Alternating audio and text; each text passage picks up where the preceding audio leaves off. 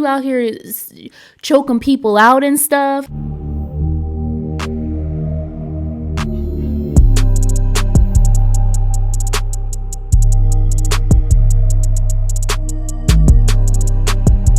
Welcome back to another episode of Wrestle Capsule, where you're going to be getting your weekly dose of pro wrestling talk. And I'm your host, B. So welcome back to the show.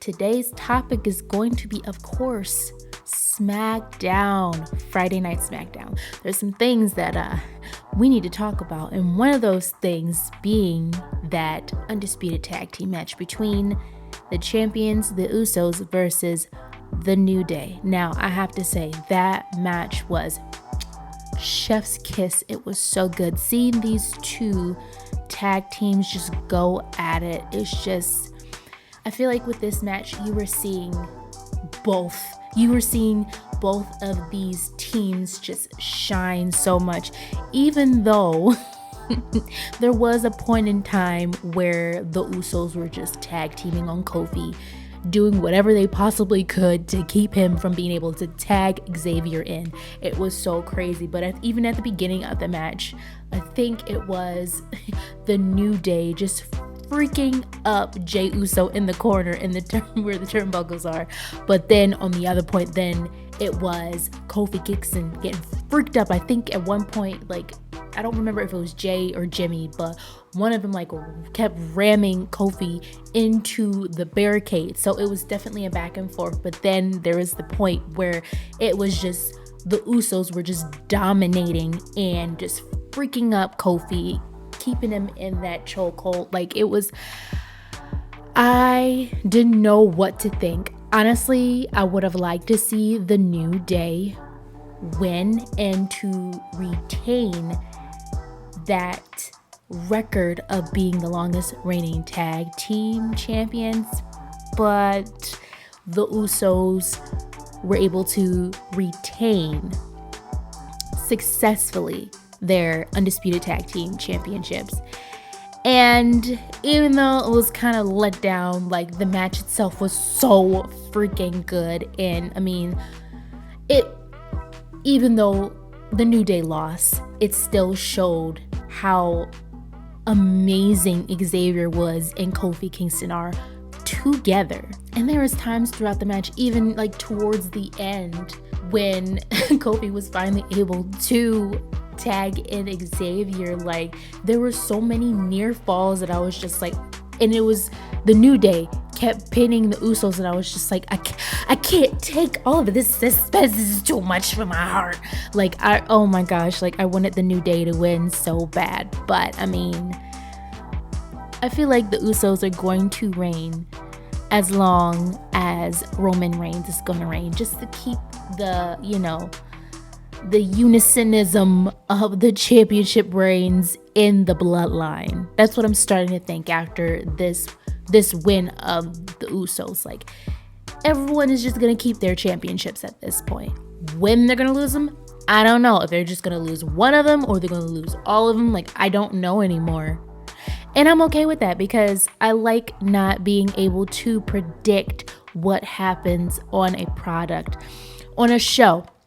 When I start being able to predict who is going to win and when someone is going to lose their championship, that's when I start getting uninterested. And I'm just like, if I can predict this, then why am I watching this? But thankfully, it's not like that with Roman Reigns and his Undisputed Universal Championship reign. And it's the same with the Usos and their Undisputed Tag Team Championship reign. So I don't know at this point. So tonight we also got 2 SmackDown World Cup matches. So the first match within this tournament was between Santos Escobar and Shinsuke Nakamura. Seeing the same people over and over again just gets stalled. So I feel like having this World Cup was a smart way to go to bring out all the talent within this tournament and have them just duke it out in the ring to find out who is going to be good enough, who's going to be the number 1 contender to go up against Gunther, who has been an incredible Intercontinental Champion Like, his reign has been dope. Like, no problems here. But I was so thoroughly surprised when Santos won against Shinsuke. I wasn't expecting it, but I'm okay with it because Santos, I feel like this is just adding more value and adding more, I don't even know what the word is, but I guess the best word I'm going to use tonight is showing their dominance. There it is. That's the word. Dominance. Showing the stable's dominance and showing Santos' dominance.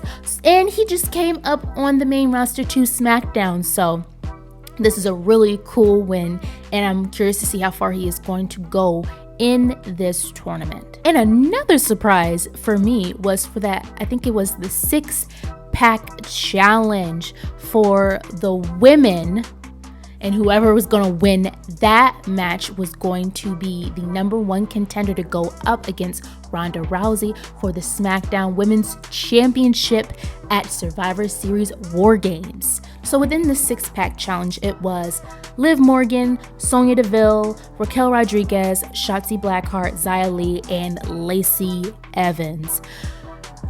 I was not expecting for Shotzi to pin Lacey Evans for the 1, 2, 3 and win the 6-pack challenge to be able to face Ronda Rousey for the title at Survivor Series War Games. I was not expecting her to win at all. I really thought that it was going to be Liv Morgan. And by the way, speaking of Liv Morgan, this match, I love this feud between Sonya Deville and Liv Morgan. Like, this needs to keep going, and this needs to build up to something like humongous.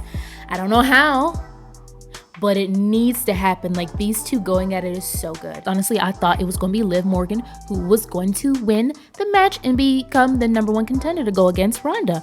No, Shotzi Blackheart. And I wasn't upset about it. Like, I was my face. I was like I did a face, but I was happy about it because it's like, okay, we're giving the women more of a push, women that normally don't get a push. But on the other hand, I feel a little about that match at Survivor Series War Games because I have a strong feeling that Shotzi Blackheart is not going to win against Ronda Rousey. Like, I don't see that happening, and I feel like Shotzi Blackheart has not been built up the way that she should have been, and I feel like we're seeing that because of what Vince has done with her in the past when she first got called up to the main roster.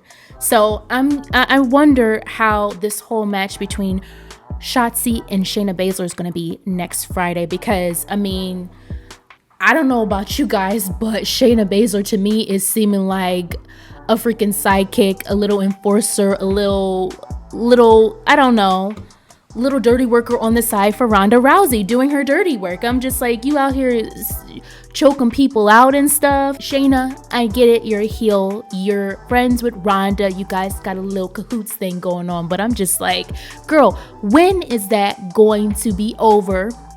And because I know that ain't gonna last for too long. I know y'all are 2 of the 4 horsemen of the UFC MMA fighting stuff, but I'm wondering when that is gonna run out, when Shayna Baszler is going to want to taste some SmackDown Women's Championship gold. Like, how long is that gonna last? Yo, that LA Knight and Bray Wyatt segment was so funny. Like, LA Knight brought that on himself. He really did. If he would have just went along with Bray and was like, you know, like, I do want some respect. You're right. I do want more. Like, if you just would have went along with Bray Wyatt, you would have avoided that headbutt and got freaked up. Like, you wouldn't have got freaked up. You know what I'm saying? Like, yes, he interrupted your interview, but come on, man. And I get that you a heel, but LA, come on. You're new to the main roster, and you must not know what Bray Wyatt can do. I've been talking about this with some of my episodes, asking the question of who is going to be the first victim / opponent of Bray Wyatt. When is he going to get in the ring, and who is he going to be going up against? LA Knight is looking like a candidate at this point. Like, this is the first time we are seeing, since Bray Wyatt has come back to WWE, that he's having a kind of like a little with somebody, and it's LA Knight. And I mean, What perfect way to put LA in his place. So then the next World Cup match they had was Jinder Mahal. No shade, no foul. I didn't know Jinder was still in WWE. Okay. Versus Braun Strowman. And that was a short match. You know, when you go up against Big Choo Choo Man, the Big Choo Choo train, like you gonna get freaked up. So, I mean, Braun Strowman was able to win against Jinder Mahal with the Monster Bomb and was able to pin him for the 1-2-3. Very short match, very uneventful. Didn't do anything for me. Sarah Logan makes her official appearance on SmackDown. Yo, talk about unexpected. I'm out here thinking B-Fab gonna have her first official match on SmackDown against Zelina Vega. I'm ready to see how B-Fab is gonna act in the ring, how she's gonna move, how things are gonna go, what the chemistry is between her and Zelina. I'm looking forward to it. And the next thing you know, Viking Raiders come out, start freaking up Legado de Fatismo, and then freaking up Hit Row, and then Sarah Logan freaks up B-Fab, and then they out there, you know, posing and stuff. I'm just like, oh shoot, all right, they out here. Very excited, very happy that Sarah Logan is back. And I've said this before in another episode of mine, but I am so freaking curious to see the dynamic if they ever cross paths. And I feel like that would be a cool thing to do, and I feel like everyone would want to see it. How Sarah Logan and Liv Morgan are going to interact when they do, if they do, we hope, I'll speak for myself, I hope, cross paths at one point because they have such history. Like, I don't even need to go into it. You already know, Riot Squad, yada, yada, yada. But I need to see that. But first, before I see that, I need to see Sarah Logan in a match. And if that match is going to be with B-Fab, let us all pray for B-Fab because Sarah is gonna freak her up. I mean, she already did, and that wasn't unexpected, but her in an actual match, like, it ain't looking too bright for B-Fab. It was dope to see the Brawling Brutes and Sheamus, he's back, come out and just be like, we tired of this. We tired y'all holding the belts. We tired y'all acting like y'all just the best in the whole world. What about us? We special too.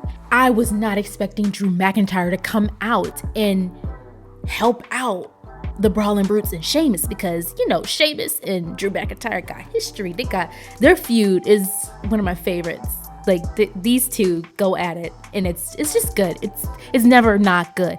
But for him to come out with, like, in support of them coming out and then start trying to freak up Roman, and then Sheamus trying to freak up Roman, and then this whole crazy brawl between the Brawling Brutes, Sheamus, and Drew McIntyre, and then the Bloodline, and then Roman Reigns. It's just so much. It was a dope way to end SmackDown. It really was. I don't even care what Roman Reigns wanted to talk about. I don't because that right there, that was a cliffhanger, and I was thoroughly okay with it because it was entertaining and it's making me think about what's gonna happen next week. That's how you do storyline, guys. You leave little crumbs out, and then we come after the crumbs because we want more food. Like, we hungry. So you guys, let me know what you thought about Friday Night SmackDown. Don't forget to comment below. Don't forget to like, comment, and subscribe for more episodes. Thank you guys so much for watching. Signing off. Bye.